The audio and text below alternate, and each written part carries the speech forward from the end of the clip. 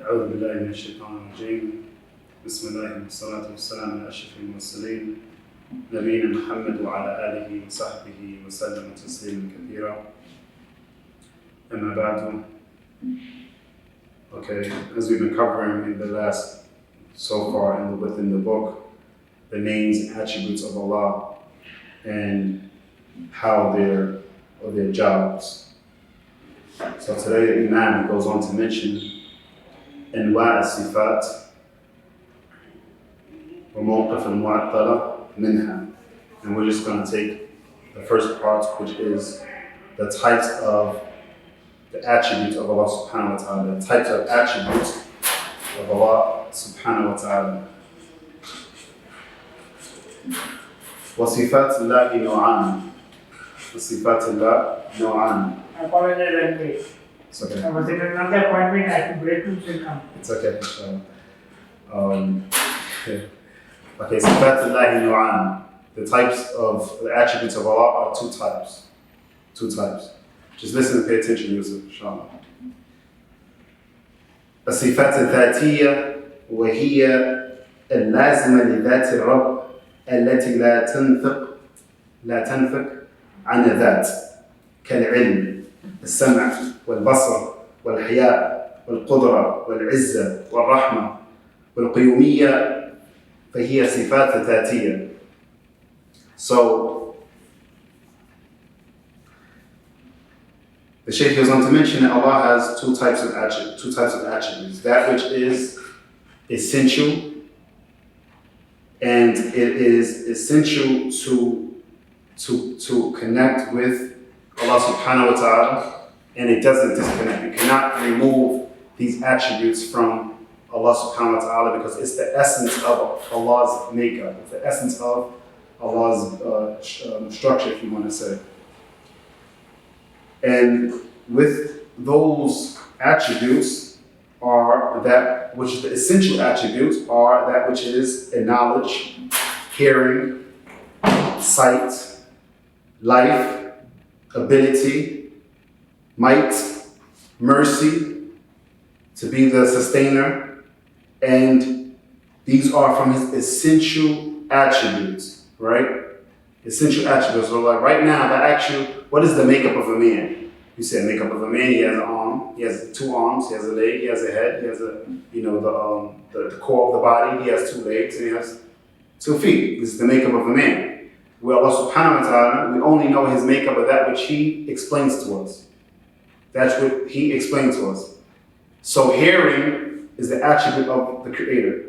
Seeing is the attribute of the Creator. Can't be removed. And like so on.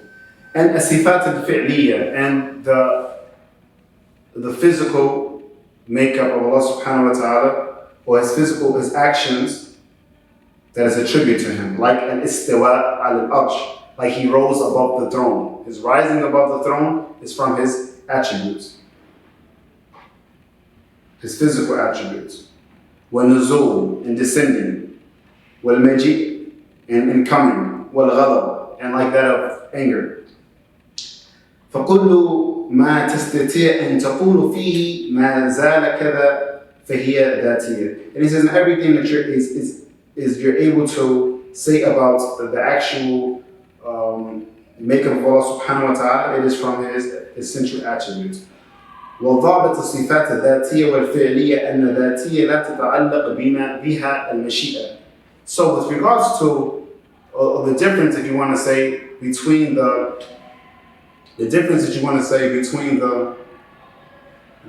physical attributes of Allah and the essential attributes of Allah, is that the essential attributes of Allah is not connected with will and ability.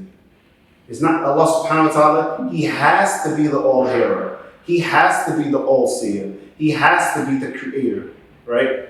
He has to. These are the essential aspects of Allah subhanahu wa ta'ala's attributes. And for people who are not Muslim, right? These are attributes that they should be looking for in their deity. Attributes of being able to hear, being able to see, having life. These are attributes of the Creator. So for a person who says, I want to Worship water. Water is very good. No one can live without it. It's essential. I want to worship water. Can the water harm me? Can I harm the water? Right? If I take away these essential attributes of lordship from Allah subhanahu wa ta'ala, then that shows deficiency. And this is why Allah subhanahu wa ta'ala is without deficiency.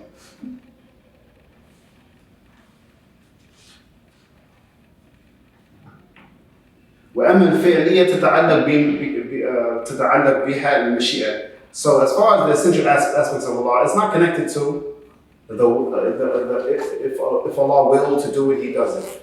No, Allah subhanahu wa ta'ala is always able to see, He's always able to hear, He's always able to cause life, He's always has the ability to be the most mightiest, right?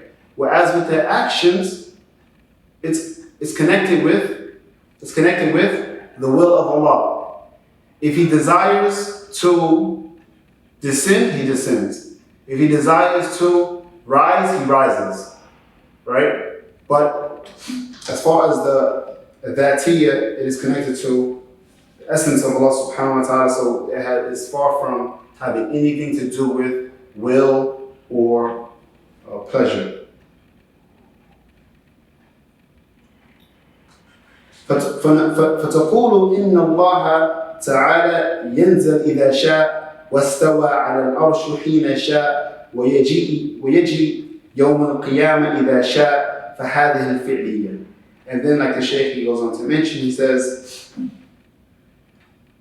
that we say, or it is said, that Allah subhanahu wa ta'ala, He descends if He wills, He rises if He wills, and He will bring forth the day of judgment when He wills. ولكن لا يصح أن تقول إن الله يعلم إذا شاء. So it's not permissible to say, it's not logical to say that Allah, He knows if He wills. He knows if He wills. If He wills to know, He knows. No. Allah subhanahu wa ta'ala knows everything that is in existence. He knows everything that is in existence, whether you want Him to or not. And it's not correct to say, وَيَسْمَعْ إِذَا شَاء. He hears if He wills. وَهُوَ حَيٌّ إِذَا شَاء. And He's alive if He wills. Right? These are characteristics of the essence of Allah. So it has to be there. These attributes of Dhatiyya has to be there. Then there are some attributes that fall between that which is the Dhatiyya and that which is the Fi'liyya. That which is from the essence and from the physical attributes. Like kalam, wal-khalq, wal-rizq. Like speaking, and creating, and provision. The creating or being the creator is from the attributes that Allah subhanahu wa ta'ala has when He wills to create. When He wills to create, He creates.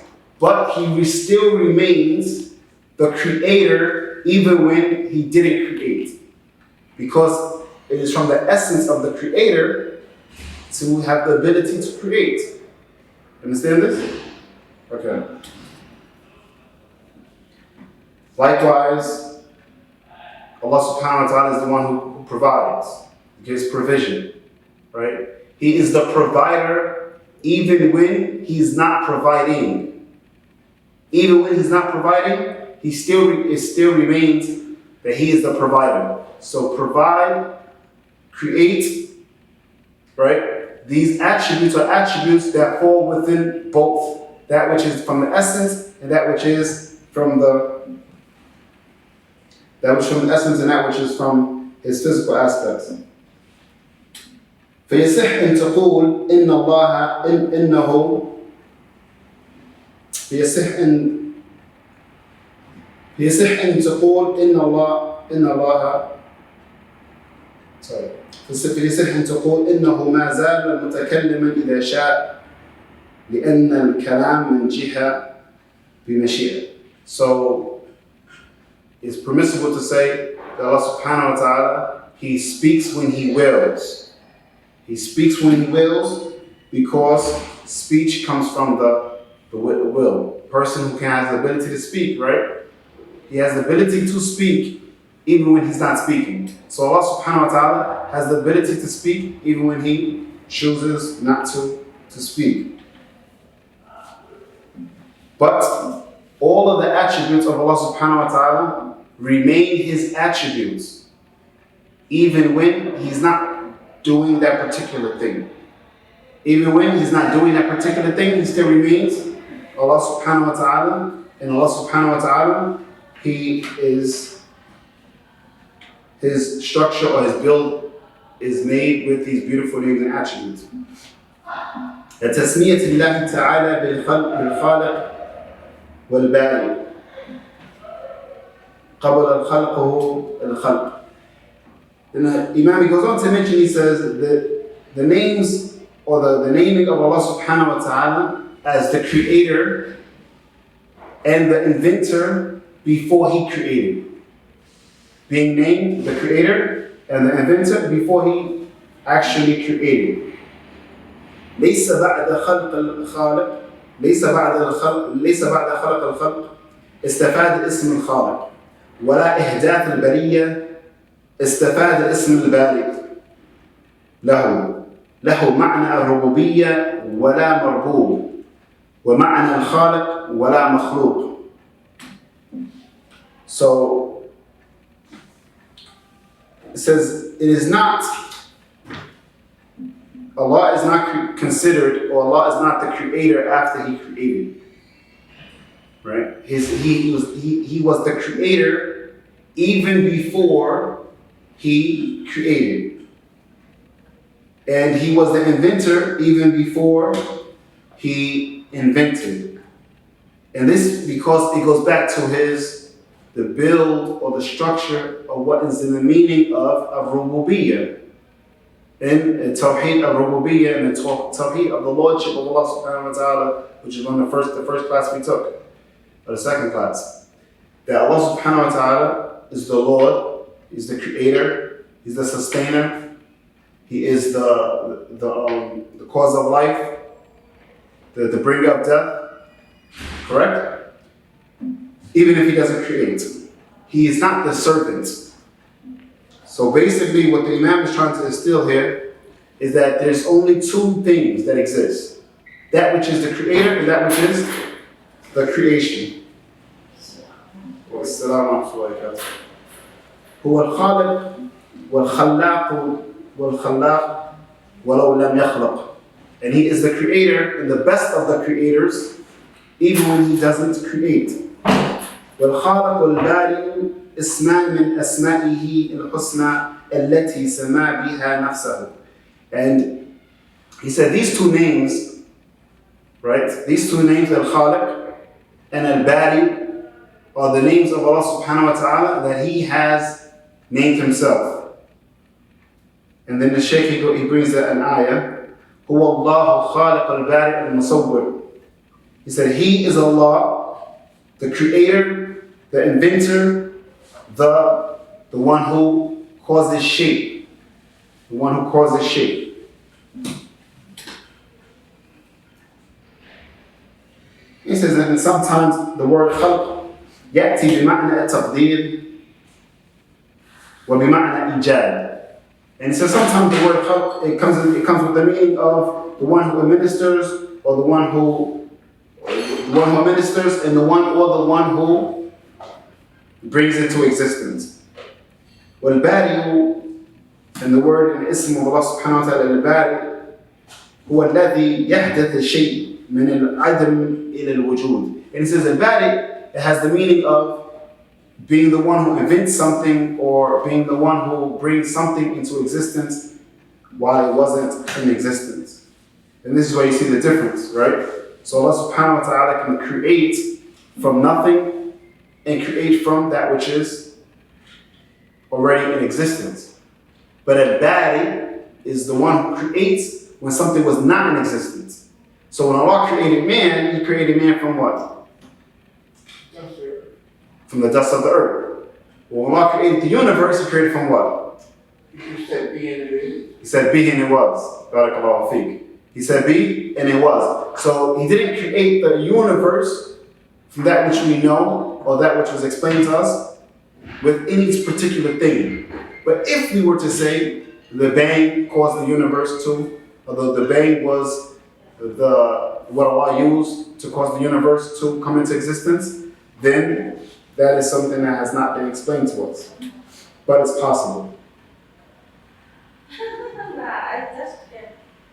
وقوله وكما أنه مجيء كما أنه محيي الموتى بعدما أحيا.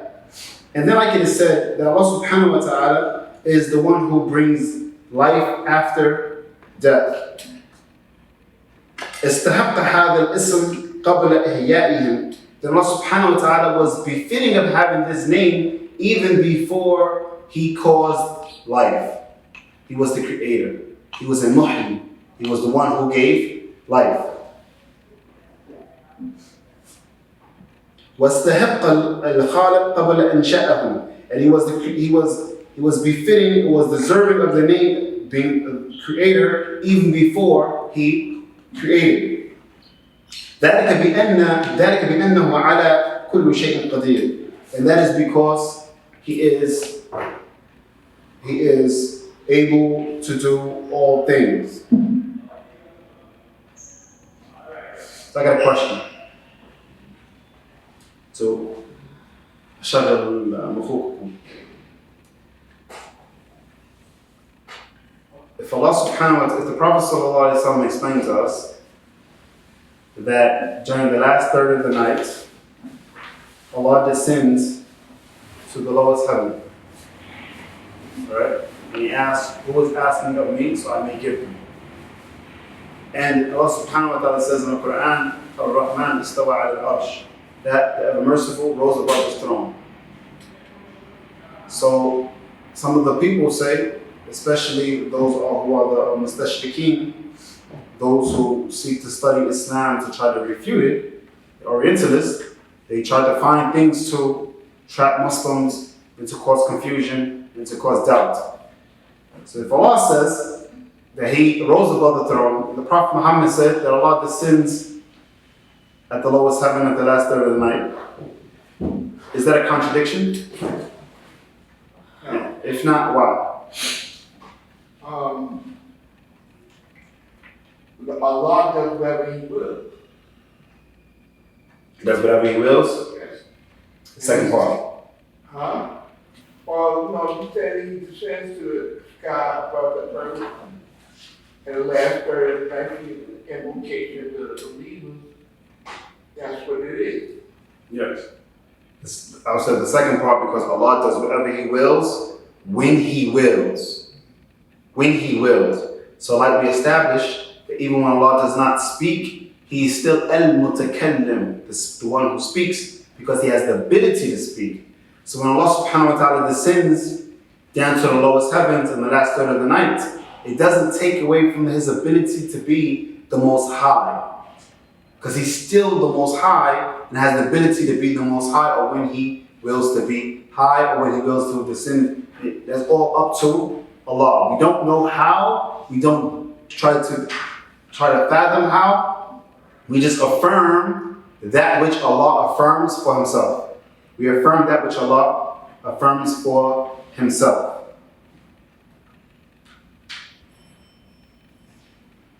And some of the Muslims, they try to trap, they have gotten caught up in this confusion as well. And some of them want to say that, okay, if you say that Allah is above His throne, and Allah is not everywhere, because from the belief of Aqeedah, the belief of the people of the Sunnah is that we say Allah is not everywhere. He's everywhere, في علمه في كل مكان. He's everywhere with His knowledge, not in His presence or His essence. Because if you say He's everywhere, then that means He's everything. And then He's everything, He's that which is pure and that which is impure. So that's a false way of understanding or attributing to Allah subhanahu wa ta'ala. Allah is everywhere in His knowledge. He knows everything that's going on when it's going on. but he's not everywhere in essence, because within, like we mentioned, that which is everything, it is that which is pure and that which is impure. So they say, okay, well, where was Allah before he created the throne? First of all, I'm only asking a question, I'm only throwing a question out there to show you the question. But the actual question is impermissible to ask. The actual question is impermissible to ask because we don't know. But Allah knows, when and where He decides to do, and when and where He decides to go and be, and so on, as long as it's within the limits, or if you want to say limits for lack of a better word, that within the guidelines of His essence. Within the guidelines of His essence. So like we mentioned, of the essence of Allah subhanahu wa ta'ala is He has knowledge. If taking away knowledge from Allah, it takes away His ability to be the creator. It takes away His ability to be the one who answers the dua. It takes His ability to be the one who holds us accountable for our actions. It takes away His ability to be the one who is just. Because if Allah subhanahu wa ta'ala does not have knowledge, then this means that we have a knowledge that Allah doesn't have. So that shows the deficiency in Allah. As long as it doesn't take away from His essence, we attribute to Allah subhanahu wa ta'ala that which He attributes to Himself. Any question?